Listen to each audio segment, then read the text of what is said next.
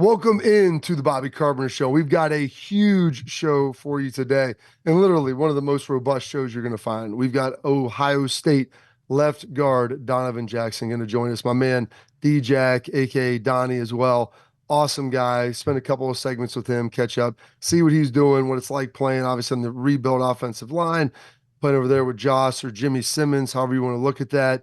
What it's like playing for Coach Day, the brotherhood, some of the crazy workout stories. Like all that's going to be coming up here in the second and third segment. So super excited to get a chance to talk to him and find out some of those things. We'll talk about a little bit of Buckeye roster moves. We're going to break down Sporting News does a list and they rank all the coaches, I believe 133, 32, 34, whatever it is. They rank them one to wherever. Where's Ryan Day on that list?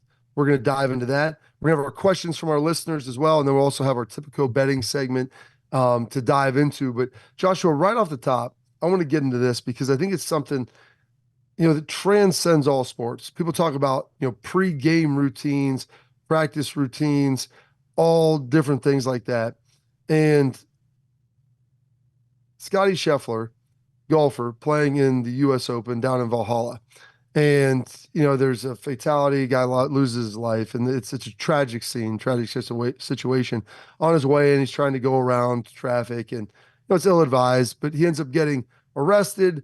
They take him down to the station in downtown Louisville, which is not close to where Valhalla is. And in doing this, he's got a tee time, which they push back a little bit, partially due to him, partially due to the traffic, due to the homicide or the fatality caused during the motor vehicle accident. But people are sitting there talking like you're throwing off your routine. Everybody's thinking this guy's going to blow up. He goes out and shoots a 66, which is utterly remarkable. And they talked about, Joshua, him doing stretching routines, like his pre-workout stretch routine in the jail cell, like after being booked and in his jumpsuit and everything else. And I don't know about you, like I had a very specific routine to get working on beforehand. Like everything would happen within 30 seconds of every week. Like, and I have my playlist going and all this stuff.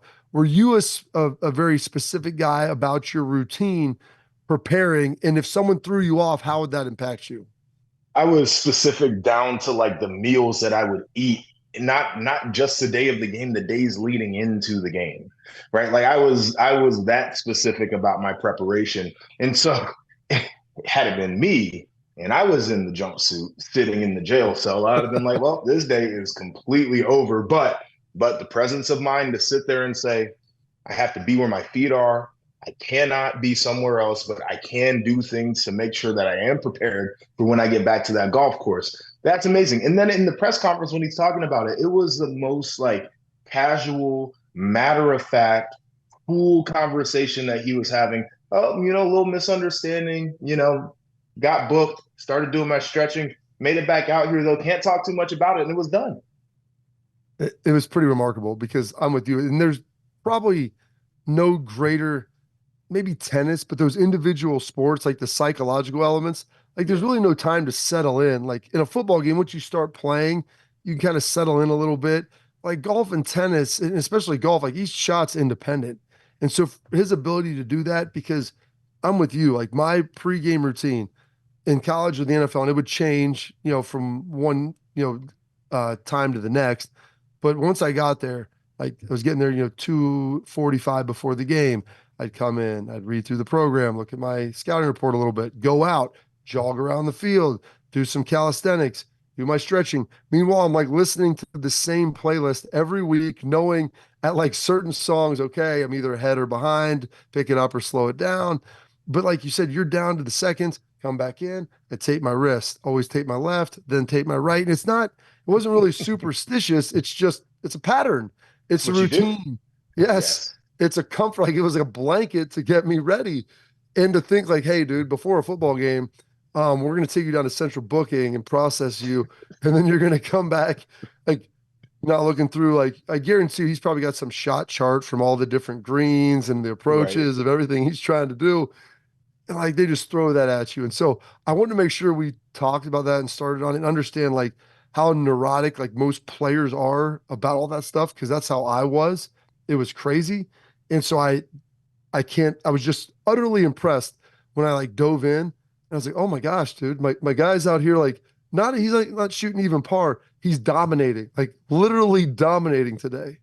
And the other part about it too is like as well as he's been playing that if there was one thing that would get in the way of his hot streak, it would be something like that. Yeah. And I think it just kind of speaks also to like this dude just got everything right going in his life. He's making a ton of money. He's winning tournaments. Just had a kid. Like even getting arrested ain't gonna throw him off his game, and I can appreciate that. Even getting arrested. All right, some other big news though for Ohio State. You talk about the transfer portal. Ohio State really wasn't a big mover in bringing, losing anybody. Had a couple of depth pieces. Lost Jihad Carter. Some guys behind. Looking at some young safeties. Behind Lathan Ransom. You're sitting there looking around. Caleb Downs. I mean, there's really young players. So I think they wanted to bring someone in. They settle on South Carolina safety Keenan Nelson Jr. He transfers in.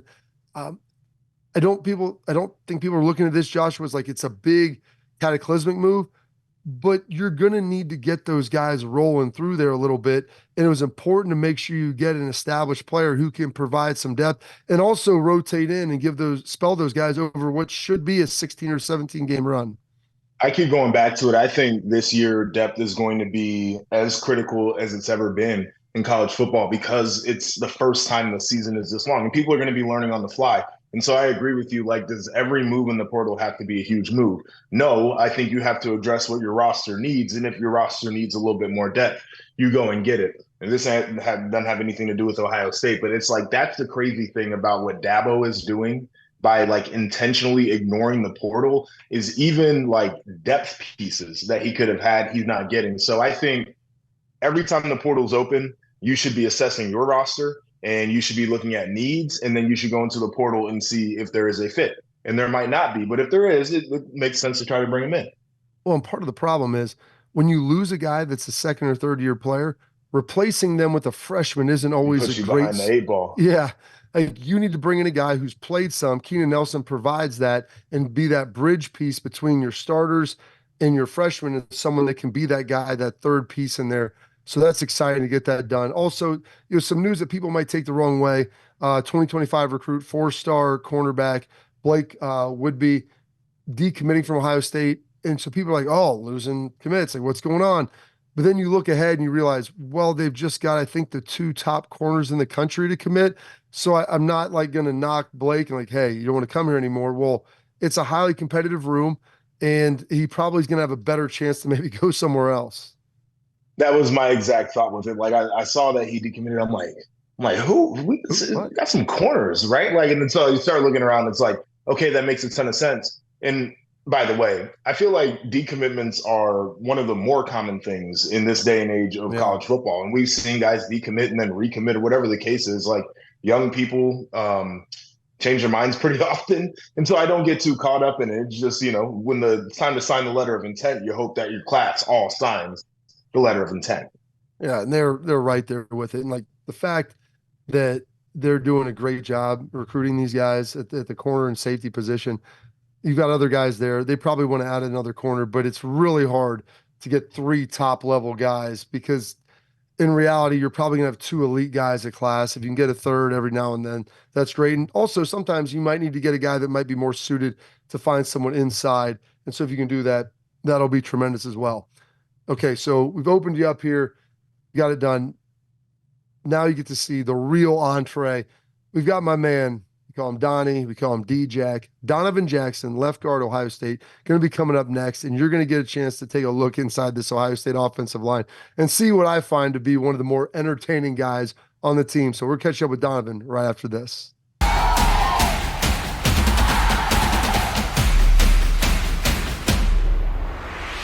All right, welcome back in to the Bobby Carpenter Show. And as always, I'm here with my guy, Joshua Perry, sitting in his his parents' house in Columbus, Ohio, and also in Columbus, Ohio, our guy, Mr. Donovan Jackson, left guard at Ohio State. Donovan, thank you for spending some time with us today. We really appreciate it, man. Excited to let the fans get to know you a little bit. You guys don't get out probably quite as much. You're watching a lot of film, doing a lot of work, but coming into this summer, what is this off season been like for you guys after getting done with the bowl game? Man, this all season's been really fun. I think we've had around 37 new additions to the team coming in, so it was a huge getting to know you type deal coming into the winter. But once we knew everybody's names, once we knew everything about each other, okay, let's get to work.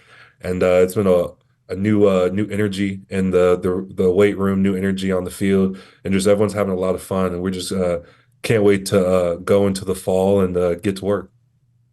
You talk about the new guys coming in. You got some returning faces there as well, and the offensive line is kind of going through a metamorphosis of its own. Saw some different groupings during the spring. You got some returning guys certainly that have played a lot of ball, but just from the start of winter workouts after the season up until this point right now, Donovan, how would you describe how this group has changed and where it's headed? Yeah, I would say this group has changed solely because there's a lot more experience. I mean, last year the only guys who had real starting reps were me and Matt Jones. And so, two of the five guys that last starting reps, a lot of guys had to learn on the fly and just going through the games. But now everyone has a year under their belt for the most part. We brought in Seth McLaughlin, who has years of experience under his belt when he was at his former university. Now he's here. But it's just a lot of guys have a lot of knowledge and a lot of football knowledge, so we're able to see things faster and play at a higher clip. What's it been like you mentioned, you and Matt were the veteran guys last year. Before that, you were kind of the younger guys. You were obviously flanked by some veteran tackles with Paris and Dewan, out there.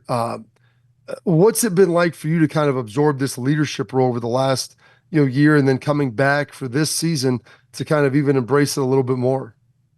Yeah, my sophomore years when we had Dewan, Paris, Luke, yeah, Dewan, Paris, Luke, and Matt Jones on the same line. So my job was just to play really hard, and that was like my one responsibility, is just run really fast in the right direction and get that guy.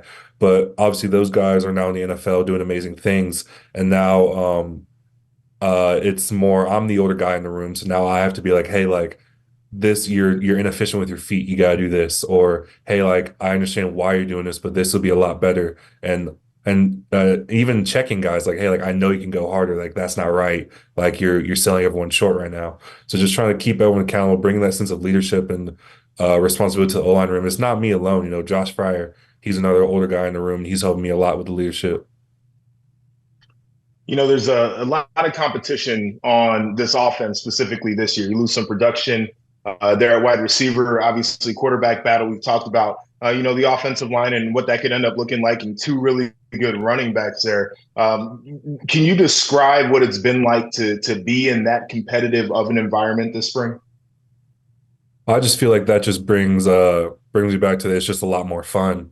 Everyone has to come in and get better, because if you don't get better, the guy behind you is going to overtake you and he's going to take off with it. So everyone comes in with a mission. Um, Everyone comes in, we stay after, watch film, break it down, because we know if we don't progress as a unit, either the D line is going to kick our butt, sorry, and then or someone behind us on the O line is going to overtake us. And that I feel like that mindset shared with everyone else on the team. So everyone's constantly working with each other, but at the same time, it's a huge competition, which just breeds a competitive atmosphere, which makes forces everyone to get better. So you talk about the competitive atmosphere, and that's one of the things I really want to dive into. One of my former teammates who got to coach Joshua in the weight room. Now you got to experience him a little bit. He's on the show with us here a ton. Anthony Schlegel, you got to be with Coach Schlegs. The environment that Mickey Marotti has created in there this offseason. What's it been like, though, with my guy Schlegs just running around like a madman in the weight room? Oh man, Coach Legs, man, he brings a different type of fire, man. Obviously, Coach Mick's always like roaring, ready to go, and then Coach Higgs, KP, AT, Coach Rose, all those guys are ready to go. But Coach Legs, man, I remember during mat drills, he come in jeans and work boots, and he's out there flying around the mats, getting everybody going, and then he's always saying gas station ready, to the point where me and Josh Fryer, we got some gas station ready shirts we wear around the weight room. We're like, Coach Legs, we're gas station ready, baby, and all that stuff. But it's just he brings a certain energy that everyone on the team loves, and it's just a great addition to the squad, man. We're happy to have him. So, what do you know what gas station ready means? Can you describe it to the folks? 'Cause I'm curious if he's coached you well enough on it. So he told me that say you're at a gas station and you're buying something pops off, well, you gotta be gas station ready. Like any situation, you gotta be like on go, ready to go. And so it's just gas station is one of the many examples, man. You could be grocery store ready for all Coach Lego cares. But Well, Waffle House ready. Waffle You Waffle House might House ready. ready too. Waffle House ready is also another one. Well, because Dom, you're from Texas. I mean, dude, you go to a Waffle House at 2:33 in the morning. I mean, you guys don't do that stuff anymore because you're mature and like this isn't what happens. But Schlegs, when we were in school, Schlegs would maybe go out a little bit and then maybe go to a Waffle House at 2:33 in the morning. And the things you see at a Waffle House or at a gas station at that time of night, DJ, you have no idea what it could lead to. So you got to be ready for anything at all times, which is what I think he's trying to tell you. Hey, I understand that, but I prefer going to Waffle House when the sun's out, man. After the sun goes down, Waffle House ain't my place to be. Hey, that's when the vampires come out, though. That's the thing that you don't realize. I mean, you're a Texas guy. You know how it gets a little wild down there. Being from Texas, what's it been like here over your last 3.5, 4 years in Columbus? Yeah, I mean, besides not having like Buc-ee's and Whataburger, man, I love it. I mean, for the most part, coming here, I thought it was gonna be a big culture shock, but the people here are nice. Obviously, majority of my time is spent with the guys on the team, and everybody over there comes from all walks of life from different states. And but yeah, I mean, like sometimes I wish there was a patty melt, but I can't get that. That's one thing feel like I'm no. missing. Has spoken like a true offensive lineman. I think we can all appreciate that, though. You like to have a little piece of home wherever you're at. I wanted to touch real quick on something that you said earlier, right? Because you're like, the competition, guy could overtake you. The other thing that you said is the D line could go out there and they could have a day if you're not on point. And I think a lot of us believe that this Ohio State defense is going to be one of the best in the nation, if not the best in the nation this year. From your perspective, like how much have you guys improved on offense just by seeing all those guys every day at practice? Yeah, I mean, it just goes back to me saying like we have no choice but to get better. Like Coach Knowles and his staff, and obviously the whole defense, they're constantly evolving with their different schemes, different packages, whatever. And so they throw the whole kitchen sink at us. So we got to be able to adapt and run the offense and execute plays. And obviously, in practice, we're going against, in our opinion, one of if not the best defense in the country. So we have to be on our stuff as an offense, be able to even have a competitive practice. Obviously, spring's a great thing because it can go back and forth. Like we'll have our days, they'll have their days, and there'll be huge battles in between. But it's just the fun of practicing against such a great squad, man. And I'm great friends with tons of the D linemen, obviously because I block them all the time and I talk a little bit to them too. But we just have fun going at each other because we know that we're just getting each other better. Absolutely. All right, we're going to take a quick break here. We got more with my guy Donovan Jackson talking a little bit more about Ohio State coming up here after this.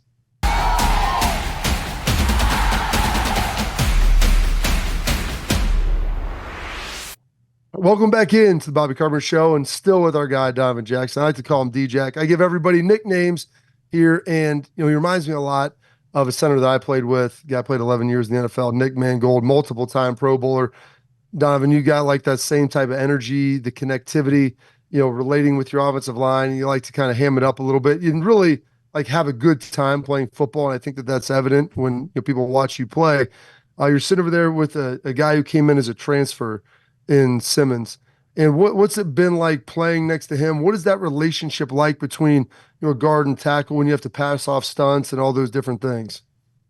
Yeah, Jimmy is oh, sorry, Josh Simmons. No, Josh. it's cool. I didn't know what Yeah. to call him because you call him Jimmy. His real Yeah. name's Josh. I didn't know what the heck he goes by anymore. Yeah, so we have three Joshes in the O-line room. And so Josh Fryer, he gets first dibs on the name Josh. He was here first. Everybody else has to have nicknames. So Josh Padilla is just Dia, Josh Simmons, Jimmy. But we'll say Josh. But yeah, Josh is an athletic freak. He's one of the most explosive guys we have on the team, regardless of position. And so, in terms of on-field performance with him, it came naturally. Um, we just had to get on the same page, and that's what us learning through our first year together. But now it's like we know what we're gonna do before like the plays snap because all the experience we've had together. And so, passing off twists, obviously you have to be on the same page with the guy next to you. If you get off levels, if one guy's not in key, then obviously it can become more of a crap show a little bit. But yeah, it's just going through this spring, going through this offseason, Coach Fry and Coach Mike and all those guys, Coach Drevna, they really hypered in on technique and then being on the same page with everybody. So the we rotated a lot of guys throughout the spring to make sure everyone gets good reps. Well, every guy I worked with, especially Josh Simmons, man, everyone's getting better, and I'm looking forward to seeing what we can do with it. Now, Bobby mentioned the connectivity of a group, and we've talked about this on the show, but one of my favorite times of year was this exact time because your class schedule isn't nearly as difficult. You're getting ready for the season, but you're not in game plan mode, and so you have a little bit more free time on your hands. And a lot of times you end up spending it with your teammates. And I remember we used to go paintballing, we do pool party at coach's house. Like we would just, as a group, go get dinner, whatever the case was. What are your favorite activities to do with some of your offensive line mates outside of the Woody? Yeah, I mean, it may be a stereotypical answer, but eating, Where do you we, guys like we to go? bro, we go out and eat, man. Last week, good handful of us went to B-Dubs because right now they're doing that promotion, that endless boneless wings for $20. And Oh, so we're jeez. we're we're in there seeing how far we could get. And I mean, I won. I won. We got 32 in, and I got 32, and I think Hero, a D lineman, got 30. But yeah, man, we just eat. And then Fryer said he's gonna turn on the grill, so we might go over to his place, eat over there. But it's just being around each other outside of just the facility is just a huge thing. Obviously, like you said, in the summer, we don't have such a rigorous class schedule, so all that free time, we could just spend it with each other, man. Spend it with your brothers. So, what's your sauce of choice? And then what's Kayla say about that when you're just telling her you're down in 32 boneless wings? She doesn't have to know about that. She doesn't know about that.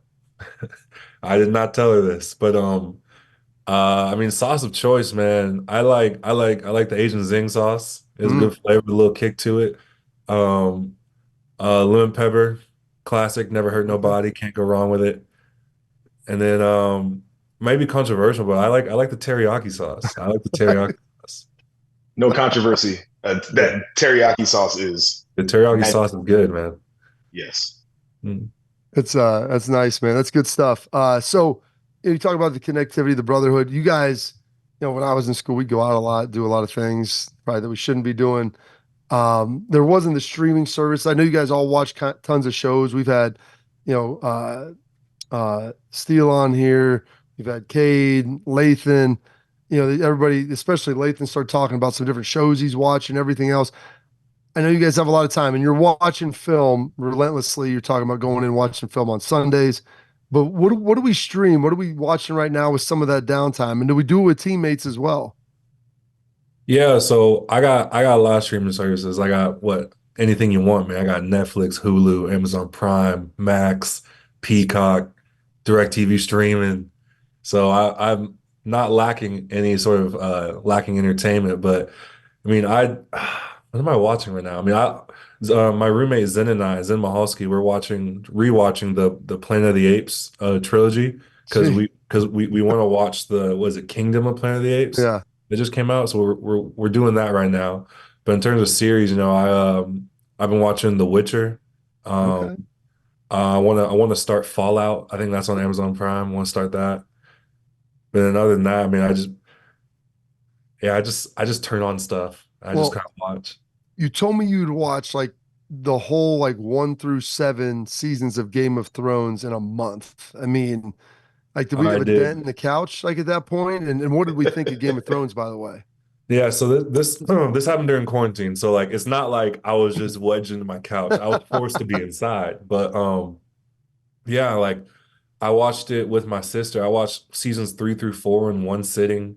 I love Game of Thrones. It's everything like that I love. So I kept pressing next episode. When I looked up, it was 3 a.m. I was like, dang, I should probably go to sleep or at least see the sun the next morning. But That's pretty amazing. I mean, I loved it. I love the series. I mean, of course, I have my notes on that last season. We won't get into that. Let's save that for another episode. But for the most part, man, I loved it. I'm not a Game of Thrones guy. I know that probably Bobby used to talk about it all the time on his radio show, so I know he's probably looking at me a little bit crazy. But I'm with you there on binge watching shows on streaming. It's one of my favorite activities there. I look back on my career. I feel like there are a lot of fond memories, specifically in game, and people have those kind of like fun things. I think some of the best memories happen either on the practice field or in the dorms or like somewhere that had nothing to do with a game. So, like, is there a memory, a story that pops into your mind where you're like, I am shocked this happened, but this is one of the greatest memories I have at Ohio State? I mean, one of the greatest memories I had at Ohio State happened most recently in this last offseason. It was one of the last weeks of winter workouts. And like as y'all know, in the last weeks, that's when the heavyweight comes out. That's when the Yeah. max out days come. And so whenever those days come, there's like a certain demeanor in there, and everyone's like serious, but at the same time, we're all having fun. So my favorite have to be the max out squat day, where everyone's chalked up, chalk on your back, chalk on your hands. You got chalk everywhere, and everyone's just throwing weight around. You got guys screaming, guys like holding on to the weight racks, like getting everybody pumped. You got Coach Higgs in the back with his was it what they wearing those match drills? The The auto best. parts.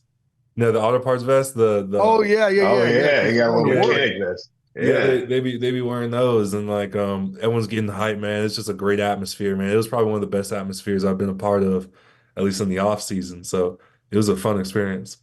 All right, so Anthony Schlegel, who you obviously have spent some time around right now, one of the best things that he does in this world is a back slap when you're getting ready to do a heavy rep Mhm. on the squat rack, and it's just one of those, and it gets you fired up, wakes the CNS. Have you experienced a back slap from Schlegs yet? I haven't experienced the backslap, but I've seen it, and I've Oh, seen what happens to guys who aren't prepared for it. There be guys wanting to squat and they're like focused on the bar and not know what's happening. They like the breath gets hit out of them. They're like, oh yeah. and then they gotta like take a second to recollect and then get back under the bar. But I mean, hey, that's an effective slap, man. Those guys get under the bar and they go extra 3 reps. It's great. You know, you mentioned you get the extra reps, you got max outs. One of the things that they're going to be doing, I believe if I check my calendar here and I'm not mistaken, it's going to be June 21st over at St. John's. And Joshua, you might not even know this. They converted St. John's I into saw a weight that. room, like they call like the powerhouse or whatever. Yeah. And they're going to have a deal. It's put on by the 1870 Society. So go to 1870society.com. They're going to have tickets there. And you're going to go watch one of these like competitive workouts, and it's not like some technical deal. You're gonna get a chance to see D-Jack, all these guys, back slaps, dudes getting after it, like heavyweight competition stuff, like really in the weeds. And I don't know if it'll be like a full like St. Valentine's Day massacre or Harley Davidson Day, but I think it's gonna be like that. So D-Jack, talk a little bit about what those like ultra competitive days are like in the weight room. I mean, those ultra competitive days, man, that's when you see what you're made of. That's when you see what type of guy you're gonna be around. You know, like on those days, like you got to dig deep to find what you don't even know you found that you had inside yourself. Like those St. Valentine's Day Massacre workouts. Those are type of workouts you circle on your calendar. Like, yeah, I got to bring everything I have for those days. So for the lift at St. John Arena, man, it's going to be an electric atmosphere. You know, Coach Mick hasn't really told us what we're going to do, but he did confirm there will be some heavyweight moving.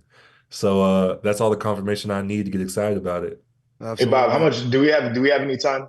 Yeah, Or we one got to more. get Give him out? one more, Joshua. Okay, so it's just I got to get the setup. I'm gonna get you the question. So my freshman year, we're doing mat drills, and I'm getting my butt whooped the whole time. I'm early enrollee, and they're calling me names because I keep losing at the towel fighting drill. So I end up biting a dude so I can win a rep. I bit him on the shoulder so I could win a rep. What is the craziest thing that you have seen in one of these workouts? Like we had moments, but I want to know from your perspective. Yeah, I mean, without getting too graphic, probably the grossest I've seen at least would have to be Paris Johnson on a bike on the Echo bike. Yeah. It was at the tail end of it, and Paris is going, and he throws up, but it hits the Fan. spinner of the bike, so Oh, it launches everywhere. But like we all know, like we'd rather get hit by that than stop in front of Coach Mick. So we're all going, still going. Everyone's like, "Oh my gosh!" But we're still going. And Coach Mick's like laughing, but at the same time, we're still going. And afterwards, oh yeah, Paris, like never do that again. But there's plenty of stuff out there. I mean, that's one of the fun ones, but there's plenty of stuff that like happens where you're like, man, that's gross. But that's just all part of getting better. That's phenomenal. Donovan, thank you for the time today, man. I'm gonna have to get you on my local radio show too, because people are going to hear all these stories. We appreciate, I know you're a very busy guy. So thank you for spending some time with us, man, and enjoy the rest of your summer here and getting ready for the phenomenal senior season. Thank you guys. All right, coming up next, we're going to dive into some more coaching talk around the world of college football right here on the Bobby Carpenter Show.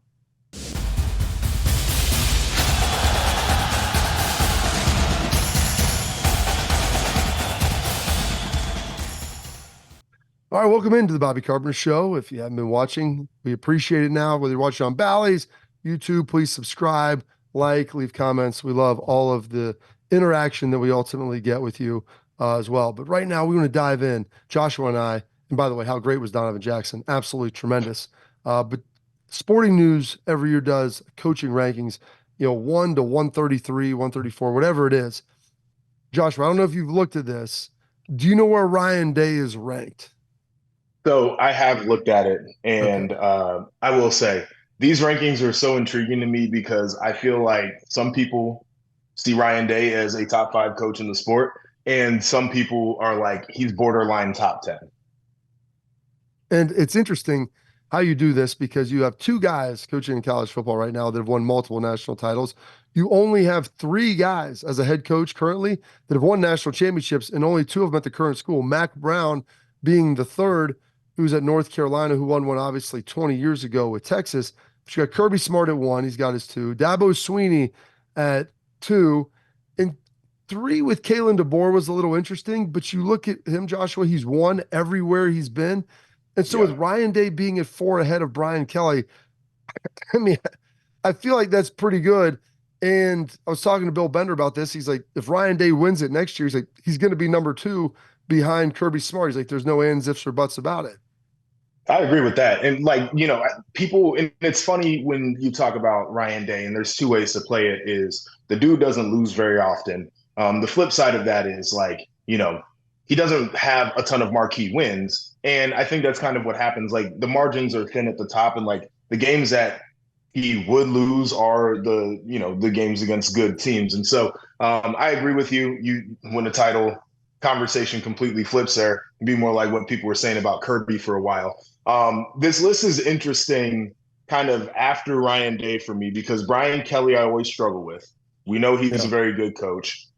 Did he maximize Notre Dame? Is he going to maximize LSU? It's a question. Kyle Whittingham, I love to death. And he's hard to place just, it's Utah. But Lincoln Riley is always the one that I have trouble with. I think he is a great OC. Is he a great program builder, head coach? Had some playoff appearances there at Oklahoma. I'll give him that. But certainly not the marquee national wins that you're looking for. So a couple of things, like Ryan Day, you mentioned he's lost some of the big games, which to lose big games, you have to be in big games, which is part of it. You're playing the best teams in the country. Like you're losing to Georgia, you're losing to Clemson, like in Alabama. I mean, other teams that are right there. And by the way, he beat Clemson and he was a 50-yard field goal away from beating Georgia. It wasn't like they're blowouts and they're back and forth, despite some injuries. The thing that's interesting with Lincoln Riley is great coaches and great leaders to me always learn from their mistakes. And they always find a way to improve upon things. And the problem I have with Lincoln Riley is we've seen now a pretty large sample size of him being a head coach, similar to Ryan Day. And Ryan, you can see him continuing to evolve and do some things and continue to grow as a person and as a coach. Lincoln Riley, we've seen kind of the same issues perpetuate themselves at Oklahoma and then now at USC as well. Yeah, and he's trying to change it, right? Because Alex Grinch is out of there, and we're familiar with him, both of us, but it felt like he was there with Lincoln Riley for a little bit too long, the way the defense wasn't producing. So you bring in D'Anton Lynn, who's a guy who, coordinated a good defense at UCLA, got to get it together. But if he doesn't, that is a flaw for me that's really hard to overlook. It is. It's tough. It is tough. We look at some other coaches in the Big Ten on this list. Got Dan Lanning at Oregon at 12, which I think is, probably pretty appropriate. He might be able to climb up that list. James Franklin, Penn State at 14. Luke Fickell at 15. He slid down a little bit. I think he was top 10 last year. And Kirk Ferentz at 19. And I joked with Bill about Kirk Ferentz because Yeah. I was like, Kirk Ferentz, like if he just wins like 9 games, like is he just going to be at 19 forever? Like you'll never really drop him out of the top 25, but is he ever going to really ascend into the top 10? Yeah, I love Kirk, and so this isn't like, meant to be derogatory toward him, but like you can make an argument that he could be in the top 15. I think you can make an argument after having employed his son for as long as he did as the offensive coordinator there. Because if they had even just like the 80th ranked offense in the country, like it's a different team. You could drop him out of the top 25 for doing something like that. It was crazy to me that he did that, but Kirk, consistent. Those guys play really well. They have an identity. He should be in all of these lists.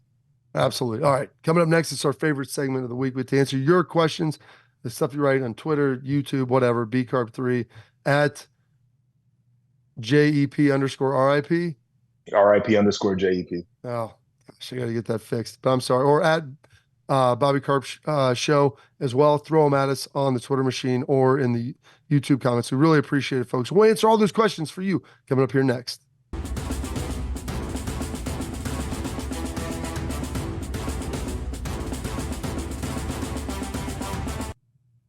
All right, welcome back into the Bobby Carpenter Show. Now we get a chance to do our favorite thing where we answer your questions. I got a couple of them coming in here today, Joshua. And like the first question that was thrown in, and a couple of different people asked it in a few different ways. As you sit here and look at it, a lot of it was stemming around the new NCAA football game, which, man, I saw the trailer drop and it was sick. And people were like, how hyped are you about this game? I'm going to be honest. I thought I was actually watching like videos of college football stadiums until I realized exactly that it was part of EA Sports. No, it was pretty impressive. I don't play video games, so it's not something I'm going to partake in. I love all the discourse around it. The videos have been phenomenal, and I think they have a really cool chance to do some awesome things with the gameplay, considering how the game has changed during its hiatus. So this is going to be phenomenal. Like, everybody. I need your comments about the game when you get it this summer, because I'm fully locked in to following people's excitement about it. Yeah, it's I'm super juiced about that and what it's going to ultimately be like. And we had Donovan Jackson on earlier, and people were throwing out some questions about him, and the fact that he could be playing beside of two transfers. When you talk about Seth McLaughlin and then Jimmy/Josh Simmons, what that could be like. Joshua, like you played linebacker, there's three guys. Imagine being smashed between two dudes who were not necessarily in your recruiting class. They were, in the transfer portal, guys that you pulled out, and one was this year and one was last year. Yeah, it's an intriguing thing, and I think everybody's getting more comfortable, playing with teammates that they didn't think they'd be playing with. And I think that it's difficult, but I do think it is one of the great things that's going to prepare guys for the league. And Bobby, you know this, but on a weekly basis, you could look over and a dude that you barely know could be playing next to you because of injuries, whatever concerns happen. You got to pick up a street free agent, elevate a guy off of somebody's practice squad, whatever the case is. And so I think these guys are getting a little bit of a taste of the league too, by the fact that every year you could be with like new starting caliber guys that you didn't think you would play with. Yeah, it's crazy. And McLaughlin played a lot. Obviously, Bama played in big games. Was in the CFP last year. Simmons maybe not as much when he was out west. I believe it's San Diego State. Now here at Ohio State, and looked good. Physical freak, as Donovan talked about earlier. We got to make sure he get him bulked up and ready to go. But he moves well. Super strong. So it's just interesting. It's a new paradigm. Like that would probably have never happened in Ohio State history before. No, and like I think back to my days, and like part that you miss is, and Donovan talked about camaraderie a ton, and I do think it is more difficult to build some of these lasting relationships because the rosters turn over, and maybe guys aren't there for as long because they spent time elsewhere. But from the sound of it too, they are trying to make sure everybody feels like they're a part of the brotherhood, and we talk about how special it is to be a part of this brotherhood specifically.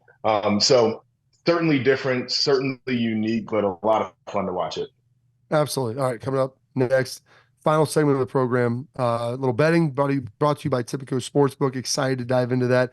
A little more action with the UFL, Joshua, which is really drawing some big numbers, and people are loving football, and some Buckeyes that are involved in it, and even big plays at DC.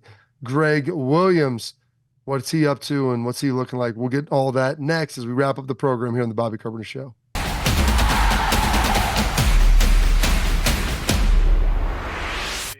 All right, welcome into the final segment of the program. Man, it's been a phenomenal show with everybody here. And now we're going to dive in to our betting segment here, the Tipico Sports Book. They're going to change the way you bet. I keep saying it with their new Tipico Rewards program. The more you bet, the more you earn, and the more you can win. You can get up to 5% cash back on your bets. Be sure to check out our daily big play boost, giving you the best odds on all the Ohio sports. And don't forget to follow along with your favorite big play personalities on social media to lock in your bets with us all week long. Remember, must be 21 years old to gamble. Gambling problem? Call 1-800-GAMBLER. All right, so our featured game this week, Joshua, we got the DC Defenders at the St. Louis Battlehawks. Defenders plus 7.5. Now, what's interesting with the DC Defenders, Joshua, we got big plays Greg Williams.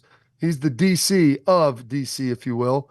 We've got former Buckeye, your former teammate, Garyon Conley. He's playing with DC as well. Antoine Jackson, he's playing for St. Louis. DC, they're 2 games out of a playoff spot with only 3 weeks left to go in the season. St. Louis is looking really good thus far. Any thoughts on this game? Well, I will give this thought here is Garyon Conley is in this interesting spot. And, I talk to him from time to time. I enjoyed playing with Garyon. This dude he is going to make it back to the NFL. He is speaking this path back to the league into existence, and I love it for him. And, playing in the UFL is just one step in this. And, he's trying to have his moments there. But if you talk to this man, I've not seen somebody so focused and so long, singularly on a goal like he is, getting back to the league. And so it's exciting to see that he has another opportunity to continue playing this game, because it can be tough when you're on the outside looking in, but he's going to find his way back in. I think so. I love the fact I like the Defenders plus 7.5. They're playing for something. These guys want to grind through it, want to get there. And like you mentioned, Garyon, he wants to get back. And this is a big deal. And I know that he's a perfect corner for Greg Williams. Greg Williams is ultra aggressive. They're going to play a ton of man out there, single high free safety, bring a lot of pressure, a lot of bear fronts, 5 down, getting after it. So it's going to be exciting. It's going to be very exciting. So excited for him, and hopefully he makes it back. And Joshua, heck, he's your age, so we'll see how much longer it takes to get him back there. He's getting a little long in the tooth, but if you're willing to grind, man, it's still young. Work, still young. Well, he's still pretty young. I mean, Eli Apple, a lot of guys from your class still out there getting it done. So really interesting to see how those guys are ultimately able to get it done. So thank you for tuning in to this edition of the Bobby Carpenter Show. We got more great guests coming through all summer long. So stick with us here